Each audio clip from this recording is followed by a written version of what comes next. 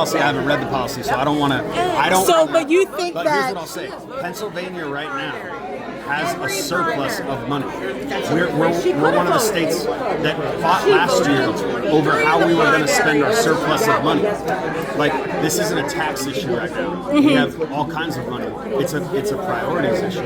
Now, I'm not running for the state, so I'm not educated on every single line of policy being passed because I'm looking at the federal right now. But what I will say is anything that's going to take $1 away from schools is going the wrong direction. Okay. And if you're going to fund schools differently, change the tax code to fund them differently, it better be for more funding. And it also better be for more equal funding because a lot of schools that are in black and brown communities are underfunded.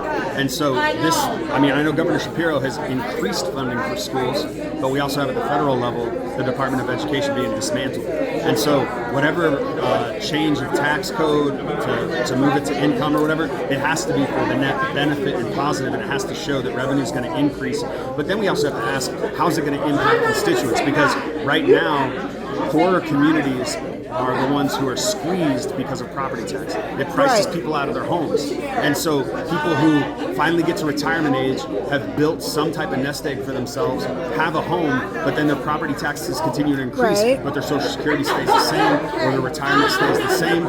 They're left in a situation where they ultimately have to sell their home, move out of the community that they wanted to retire and spend their golden years in, to go stay in a nursing home or to go even move in with their family and lose their home. And that's, as a county commissioner, I'm for changing the tax code to where we get rid of property tax, or we only property tax certain things and go to an earned income tax for local, because then it does tax the people who are working. Like, it taxes it based off that. And I think that's a real challenge because most people who are very wealthy, they know how to skirt property tax. They know how to go before tax assessment get reassessed. People who are poor don't know that those ways of getting around it. And so it always benefits the wealthy. We need tax policy that ultimately is looking out for how people that are middle class and lower middle class and in poverty are going to be impacted by that. So this is going up on your page, right? Yeah. So I'm just making sure. So if done well, so it's the dollar for dollar. So we're definitely not increasing revenue. We're basically shifting it, as you're shifting it from this earned income into people's property as a property refund. So he said that shifting it to a personal tax will increase the amount of revenue, which means that people who don't own property are going to pay more in taxes, but they're not going to get that property tax benefit, except maybe if they're paying rent, if the rent actually goes down.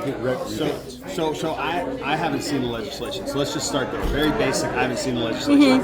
But this is a good conversation, though. Whenever someone's going to change tax policy, though, you have to understand the big beautiful bill in the federal. They'll tell you this is a great bill. It's saving so much money.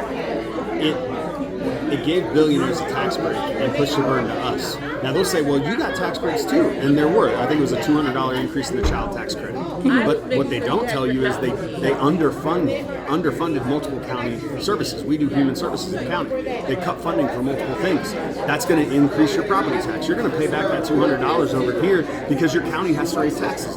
So we always have to investigate what are the consequences of moving that money? Who's going to be impacted? Are your counties going to get less money? Are your municipalities going to get less money? Are your school districts going to get less money? And even if they are going to get the same money technically, what is going to be the net positive or negative for the constituent, and how are they going to feel that? And so, again, I haven't looked at the legislation, so I don't want to speak as if it's bad. It could be positive, but I would want to review it. And as a general rule, the problem is that voters and people and policymakers who are punitive minded, who are protectionist minded, who think my HOA built some fences. And has a key card system because there was vandal on the playground. And I'm like, these playgrounds are underutilized. You know, our neighborhood was underdeveloped, and so other people moved in, but they don't belong to our HOA. So it's like, if this playground was used at capacity, we'd be repairing it, repairing it just as often. And so how much was this gate? How much is the maintenance for this gate? You know, like these. And how much am I paying because my HOA fees are going up? Or every time I lose my key card, or my kid loses a key card because the kid is using the key card to get into a playground. And then I'm embarrassed because I look selfish. Now the only people who want to move next to me are other selfish people. That brings out the quality of the whole neighborhood. And then people who move here say, oh, can my kid use that nice playground? No, that drives down the property value. So it's like, y'all, think in systems. Think in systems. The problem is that the people who vote for this in one area, they don't go, oh, we have to counterbalance this. No, they think they do the same thing in every single area of life.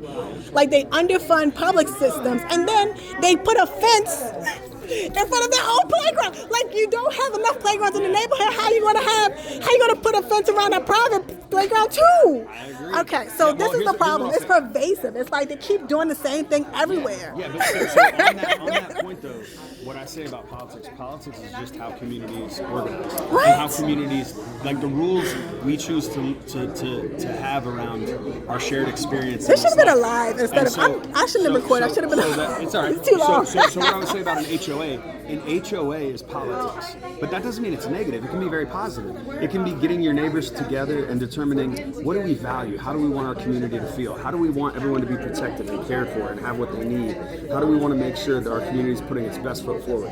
That's what politics can be. Politics can also be about power and control, and often what you see in HOAs is a lot of power and control. So it's a microcosm of what's happening in America on a grander scale. Are we entering into these political spaces, which is just how communities agree to live with one another? Thank you so much. Will do. Yeah, and so like, how do we agree to live with one another? Beautiful How do we dress. agree I still have be her that? dress So on. like the HOAs is just a microcosm of America. Like, are we caring about holding power, about punitive rules, or are we caring about like what the consequence is gonna be for our neighbors? Like, it's a one versus one though. But I'm glad you got all that on. Yeah. Hopefully I made sense somewhere. Yeah. No.